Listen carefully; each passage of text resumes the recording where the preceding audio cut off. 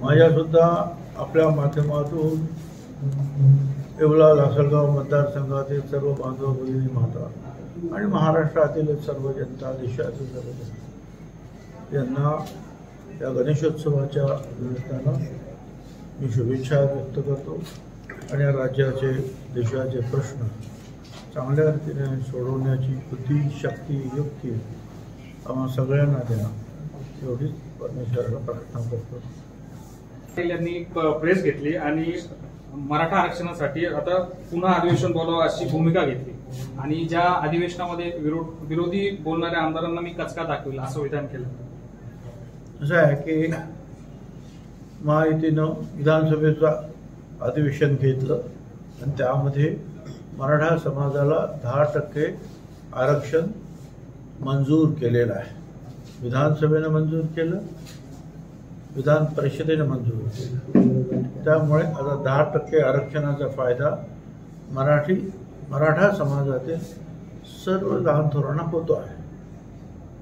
Sir म्हणाल त्याप्रमाणे करून मला आनंद आहे की मंजरपाडा पाणी आपल्याला डोंगरगावपर्यंत न्यायचं आहे, ते आपण नेलेलं आहे. अजूनही पाणी चालू आहे आणि वेगवेगळ्या ठिकाणी गेट्स उघडून वेगवेगळ्या गावांमध्ये त्यांचे बंधारे भरायचं काम सुरू आहे. त्याचबरोबर चांदवडमध्ये सुद्धा बरेच लोक गेट उघडत आहेत, पाणी उचलत आहेत. त्याच्यामुळे कमी जास्त प्रवाह होतो, परंतु शेवटीच सगळ्यांनाच पाणी मिळेल आणि आणखी पाणी उपलब्ध व्हायला पाहिजे. त्यासाठी आता माझे परत प्रयत्न सुरू होणार आहेत आणि ते पाणी कसं वाढावं, कारण हे नेहमीच होणार आहे की चांदवड आणि तिथे सुद्धा शेतकरी आहेत. आपल्या इथे सुद्धा आल्यानंतर प्रत्येक गावाला वाटायचं मला अगोदर, इकडे का नाही सोडलं, तिकडे का सोडलं नाही. सगळ्यांनी शांततेनं आणि नियमाने घेतलं तर सगळ्यांना पाणी मिळणार आणि अधिकचं पाणी आपल्याला त्या मांजरपाडा धरणात कसं टाकता येईल याच्यासाठी मी प्रयत्न करतो आहे. मीटिंगला या आठवड्यात सुरुवात होईल.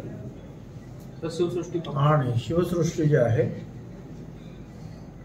महाराजांचा पुतळा तयार झालेला आहे व्यवस्थित आणि तुम्हाला कल्पना आहे की तिथे शिवसृष्टीचं जे काम जे आहे अतिशय जोमानं जवळजवळ 125 लोक काम करत आहेत. अर्ध्यापेक्षा जास्त हे राजस्थानची कारागीर तिथे काम करत आहेत. फार मोठ्या प्रमाणावर राजस्थानवरूनच सामुग्री तयार करून आणण्यात आलेली आहे.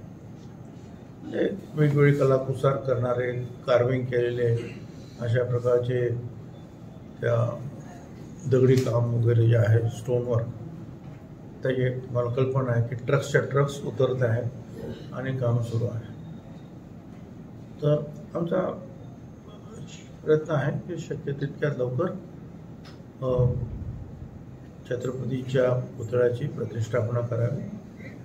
त्याच्या अगोदर 2-4 दिवस येवला शहर आणि आपल्या मतदारसंघामध्ये सुद्धा तो महाराजांची प्रतिमा आणत असताना त्याचं स्वागत केलं जाईल आणि येवल्यामध्ये मग तशीच मोठी एक मिरवणूक सुद्धा काढण्यात येईल.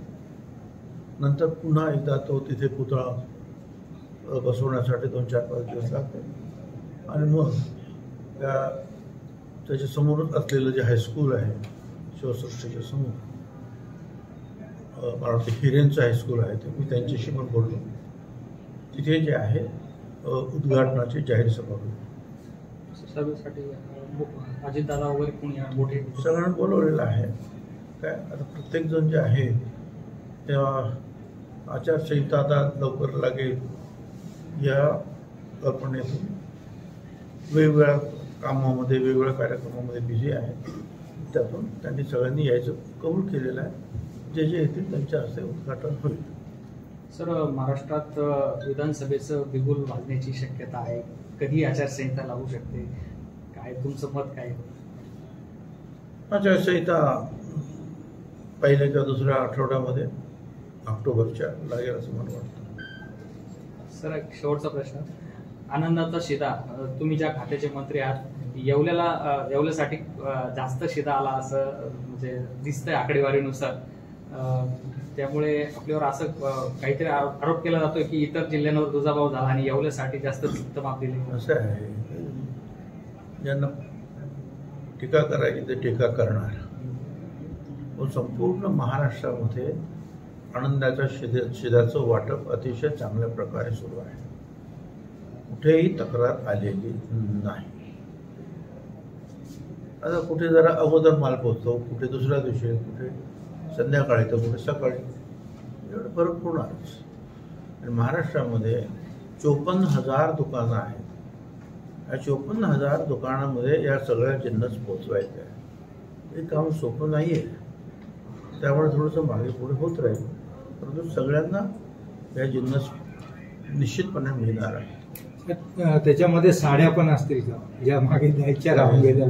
असं आहे, ते साड्याचा कार्यक्रम हा म्हणजे माझ्या डिपार्टमेंटचा नाही आहे. तो वस्त्रोद्योग खात्याने सांगितलं तर या साड्या वाटा आणि त्याप्रमाणे आम्ही त्या दुकानदारांसाठी ठीक आहे, आमची मशीन आहे त्याच्यावर आम्ही देऊ. आता यापुढे आहे की नाही मला माहीत नाही. अजितदादा बारामतीतून लढणार नाहीये, ते महायुतीतून दूर जात आहे असं म्हटलं जात आहे. संजय राऊतांनी पण असं सांगितलं की ते बारामतीत हारणार म्हणून ते तिथं उभं राहणार नाही म्हणून. अजितदादा बारामतीतून निश्चितपणे उभे राहतील. अजितदादा हे आमच्या ग्रुपचे कॅप्टन आहेत आणि लढाई सुरू झाली असताना मग तेच कॅप्टनने शस्त्र खाली ठेवून हे योग्य होणार नाही, योग्य संदेश जाणार नाही.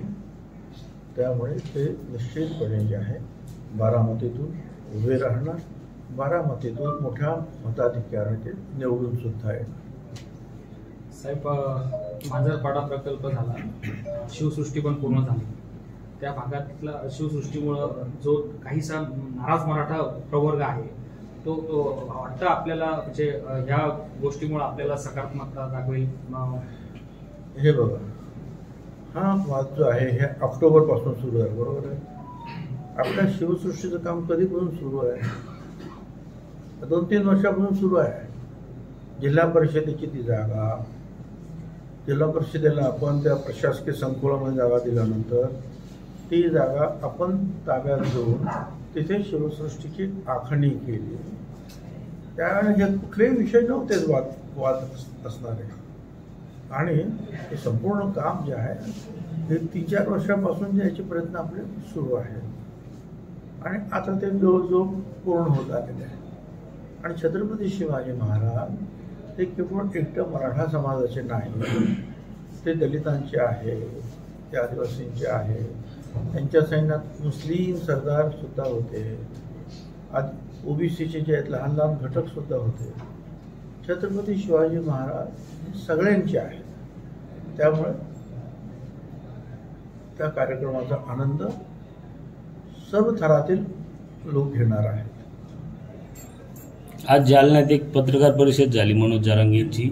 ओबीसीतूनच मराठा आरक्षण घेणार असं त्यांनी परत म्हटले. आज मला वाटतं मी त्याचं आता उत्तर दिलं ना, की मराठा समाजाला आरक्षण दिलंय. आता 10% आरक्षण वेगळं मराठा समाजाला देण्यात आलेलं आहे आणि त्याचा फायदा मराठा समाजातील विद्यार्थी आणि व्यक्ती घेत आहेत.